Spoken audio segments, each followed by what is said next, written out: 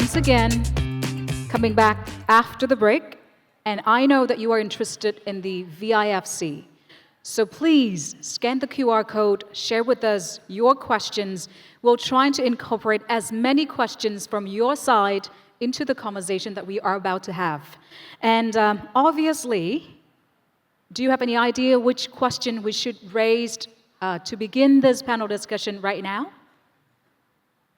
I think that is obvious because Dr. Biederman just shared his presentation for 10 minutes, and we invite you to join in order to share with us your points, whether you agree, disagree with him. So it's obvious. What do you think about some of the opinions and ideas and the experience that he shared with us on the stage? Thank you, Minh Ngang. I think what Dr. Biederman shared resonate a lot with me.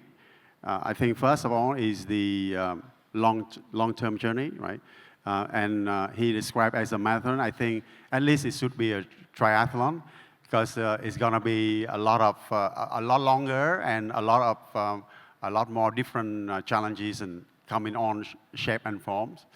So it requires a lot of resilience and persistency and agility, right? As you said. So that's the first thing. The second thing that resonates very well with me is that it requires a very strong domestic market to attract foreign investors. We cannot underestimate the importance of this because I think no global investor would come to Vietnam just because of the IFC. They come to the IFC or VIFC because they want to invest. They want direct accessibility to the local economy, right? High growth economy, as we have seen, we've seen many presentations talking about that. So that's the second thing. And the third thing is, I think it requires a lot of forward thinking from the regulator to ensure that we can create a safe and predictable environment for investors to come in. It cannot be just tax incentive. It cannot be just relaxation in how to do things, right? There are many more than that. So I think on this, for the moment, I don't have disagreements with his observation, all in agreement. So we end the conversation here today, because we all agree with what you shared on stage. No, it's just we have a poll, and I can see that you've been participating. What advantages does Vietnam have to become an IFC hub? Supported policies, talents, and low-cost living. We are going to trying to cover all of this because advantages, if we don't address properly, can turn into disadvantages. However, I would like to start with another question because, in your opinion, with your expertise, is Vietnam the only country in the world that decided to do and to start two at the same time, one IFC in Da Nang and one IFC in Ho Chi Minh City? And the main point, because everything has been decided, we're not going to argue, is a good model, it's something that we should discuss, it's already decided. So my question is, competitive is going to be the nature of things, right? Because we have two being built at the same time. What should be done in order to facilitate a healthy competition, if there is, between the two that we're trying to build at the same time? First of all, of course, the situation is a little bit more complex, right? So if you look at financial centers, Ho Chi Minh City is already a financial center, let's face it, right? So you can argue whether it's an international one, but Da Nang is not a financial center yet, right? So it's a tech hub which can maybe follow the way Shenzhen in China has developed out of a tech hub, becoming also a strong financial center. So from that point of view, it's not the government starting two at once. It's strengthening one further, which is Ho Chi Minh City, and starting one new. But in a way, it's unique. The closest example, it's the United Arab Emirates. I've mentioned DFC. There's also Abu Dhabi Global Market, ADGM, 100 kilometers away, even closer than Da Nang and Ho Chi Minh City. But there are two different Emirates, and there's natural competition between Abu Dhabi and Dubai and everything. whether it's a Formula One track or the highest building, and so on and so forth. So they also started 2 financial center in competition, right? So there was not a question that there should be no competition. To your question, yes, competition should be healthy. It's not at the end that one city talks bad about the other and vice versa. This should be avoided because in the end, both, represent Vietnam, right? So also should be not a race to the button in terms of regulation, right? So they undercut where it's easier. But on the other hand, and this is a debate I had already in Hanoi. I'm a strong believer there will be competition. There are some people saying there should be no competition at all, but my comments, according to common sense, there's always competition between 2 cities, right? So who has a bigger, has more, gets more money, has a better building, has a better infrastructure, life is nicer, whatever, right? So, and from that point of view, this competition needs to be balanced so that at the end, both will advance, right? So it should be positive competition so that both want to go faster, want to be better. Yeah. Do you have anything to I think add on? competition is good. Of course, my understanding from the government direction is there should be common regulatory framework or legal basis for both center. I think it's just 2 locations for one Vietnam International Financial Center. But of course, because we have 2 locations, there ought to be competition. I think competition is good. In my private experience, when we had only 1 branch, when I used to run a bank with many branches in provinces, and when we have only 1 branch in 1 location, assigned location, the performance, let's say at X level, if we add another branch as competitor, we see, they compete and they propel. So I think competition would be good. Right. Adding to the point, we have 1 question here from someone who is really smart. Not just Hanoi, not just Da Nang, but Ho Chi Minh City. Hanoi is also considering or hoping an IFC as well. So you argue that the liquidity should be concentrated. To what extent does having multiple IFCs hinder success? Maybe that's one of the reasons why we chose this model. Depends on the topic. If you look at the fintechs, the startups in the financial industry in Vietnam, while some developed out of Da Nang and then moved later to Ho Chi Minh City and Hanoi, it's more or less half Hanoi, Ho Chi Minh City, right? And you don't want to tell the fintechs in Hanoi, now you have to move either to Ho Chi Minh City or Da Nang. I think this is unreasonable, right? And then fintechs, they can start somewhere, expand through the country. But if you look at capital markets and liquidity pools, there's a big advantage if you only have a single liquidity pool. Like a stock market, all trading is done in 1 trading venue, right? So you might separate if you have different topics, like there's a discussion starting a carbon exchange, it's in preparation. I think the original idea was to start it in Hanoi, maybe we'll move to Da Nang. Of course, you can have a carbon exchange there and the stock markets there. But you already have 2 stock exchanges in the country. And I think it's a question for me whether this is sustainable. Right. So we have limited time, so let's speed up a little bit. Mr. Quang, what are the top non-negotiable legal mechanisms that we need to adopt or improve in order to secure the confidence of the major global fund manager? I think the investors overall and business at large, everyone wants predictability, everyone wants certainty, right? Everyone wants transparency. So I think it's very important to adopt a legal system that enables all of these qualities. And for me, I believe that a common law legal system is crucial for the success of the VIFC. And I think when we look around the world on the international financial centers, whether it's by evolution or by setting up recently, is all applying common laws. So Vietnam International Financial Center cannot be different if we are to enter this race. Right. So stay with you. We have another question. As the financial market remains being, the stock market is still classified as frontier and expectedly to be emerging market by FTSE Russell next year. Do you think how big is this technical barrier to our ambition of becoming a VIFC, an international financial center for the world? Yeah, I think the grading of our stock market is very important because as we interact with these super big fund managers, they can only invest in the emerging markets and better rated stock markets.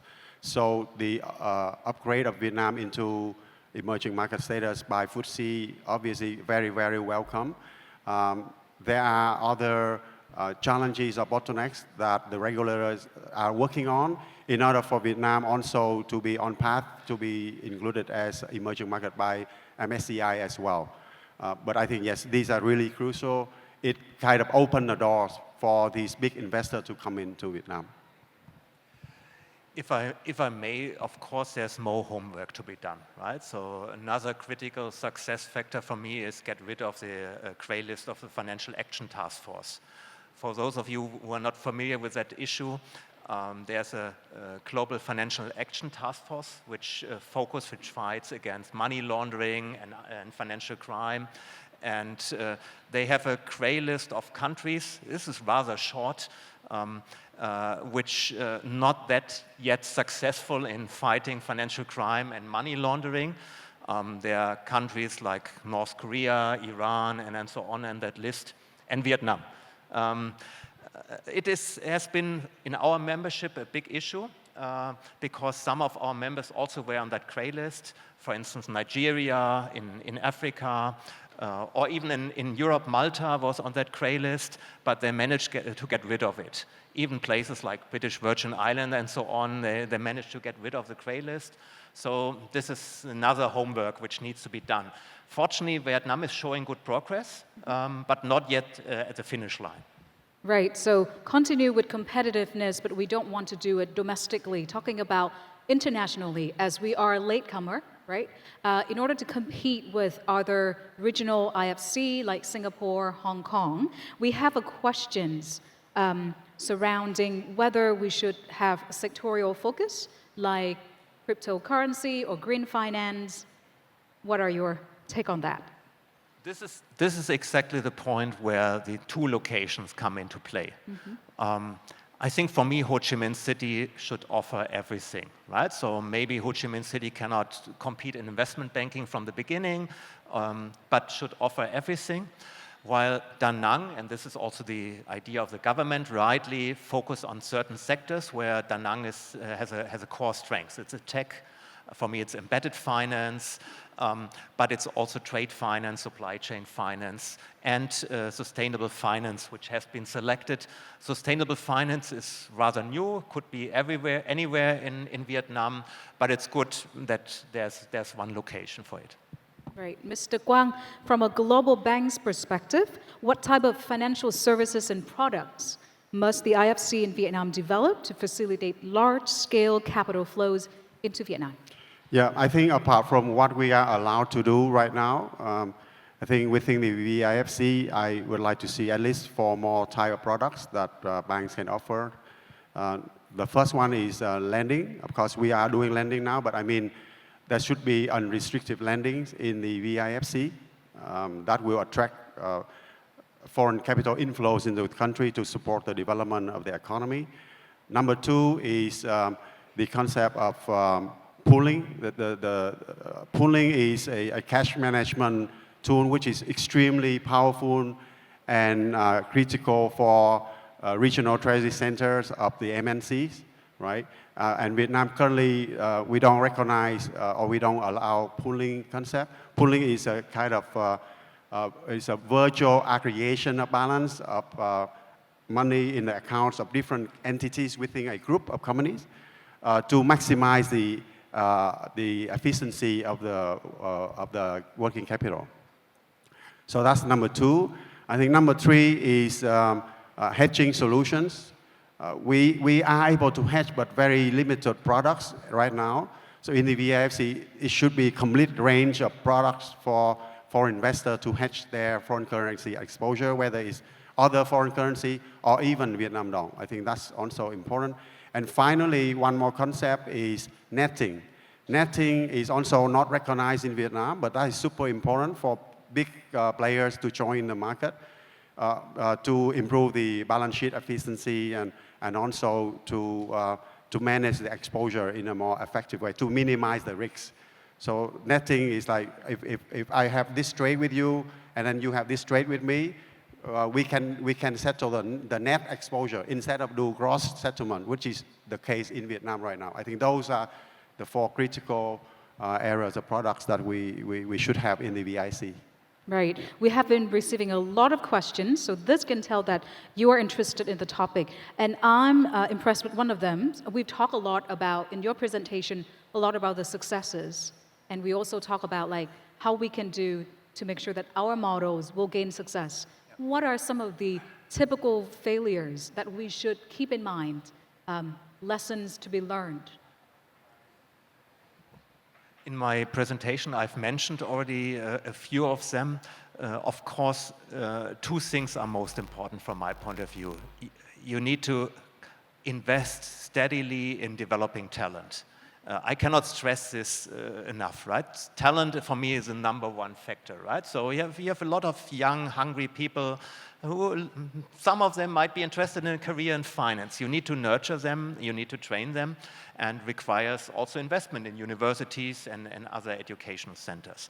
So, and second, more globally, you need to have the sustainable, continuous support of the government.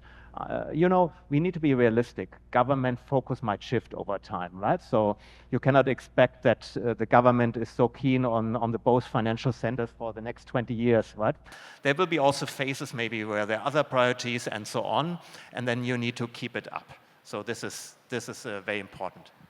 Right. Adding on to talent, we want to know from Mr. Quang which areas of financial expertise are still lacking in Vietnam, and we should be able to develop within a certain amount of time, 36 months, something like that, to fully support this IFC. I think I wouldn't have a concern in terms of talent at the implementation level.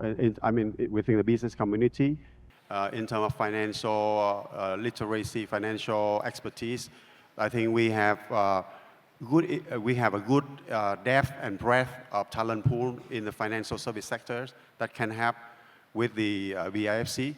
Obviously, like in many other areas, we can always import some small gaps here and there, right, in terms of talent. So I think in the implementation level, we should be fine. But what is important is at the governance level, because this is something completely new to Vietnam, something we've never done before. I think that's where we need a lot of investment, and we may import a lot of foreign talent to help.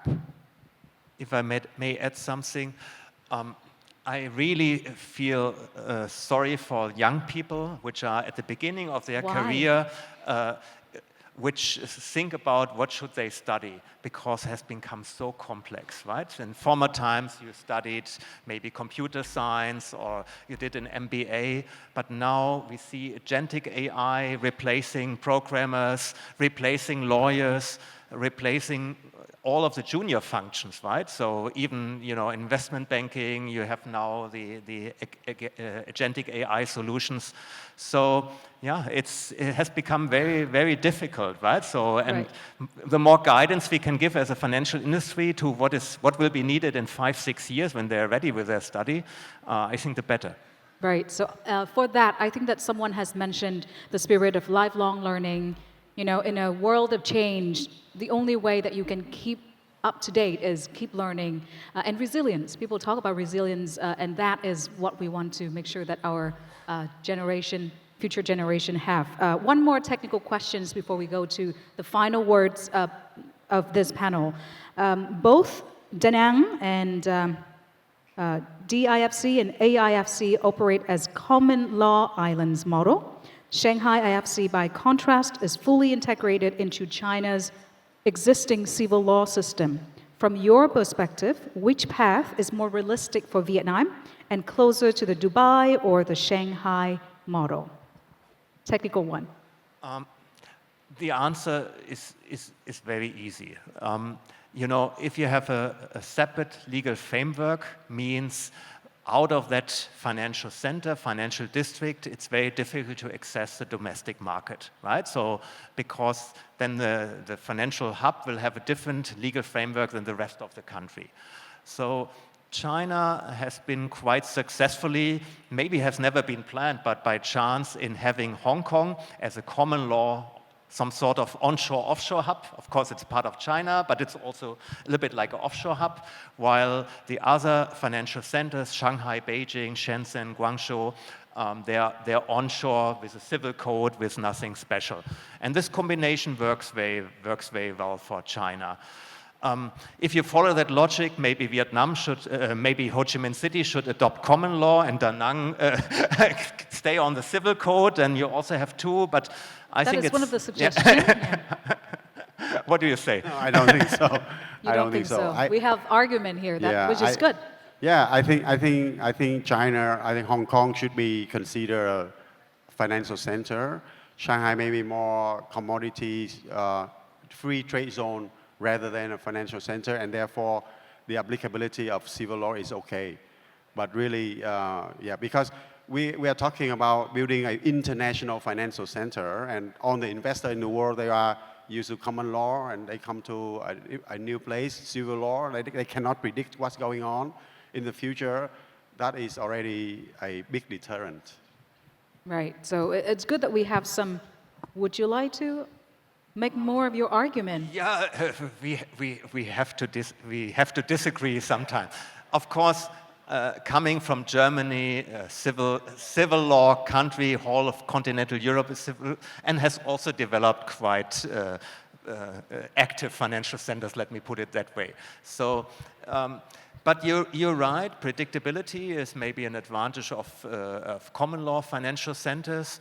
I think both can work, right? So if you want to strengthen the domestic financial center, I would say the civil code is better. And I said before, first you have to be a strong domestic financial center.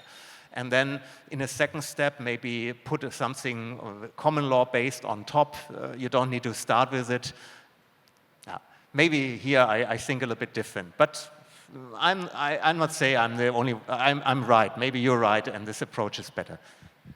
So, final words for this panel discussion. What are the top priorities for the VIFC or the government to help facilitate, the establishment of a strong foundation for the VIFC?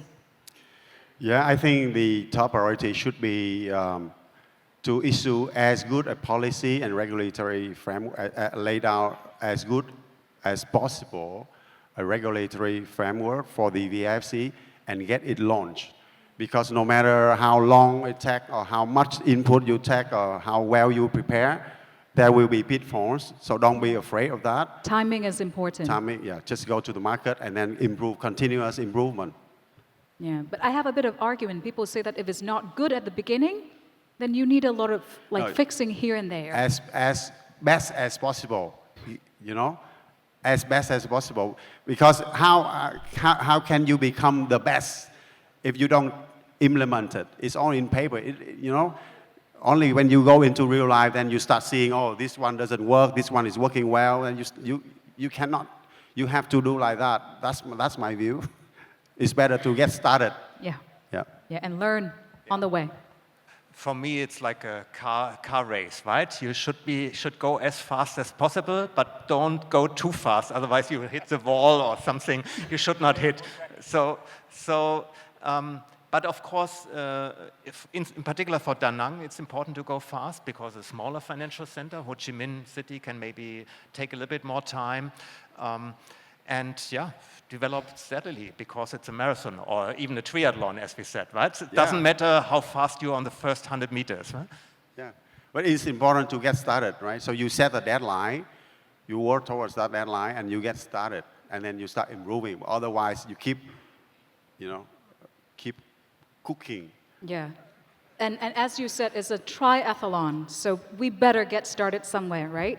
Thank you so much to our very lovely and debatable, wonderful speakers on the stage, and I think we should give a big round of applause for the audience.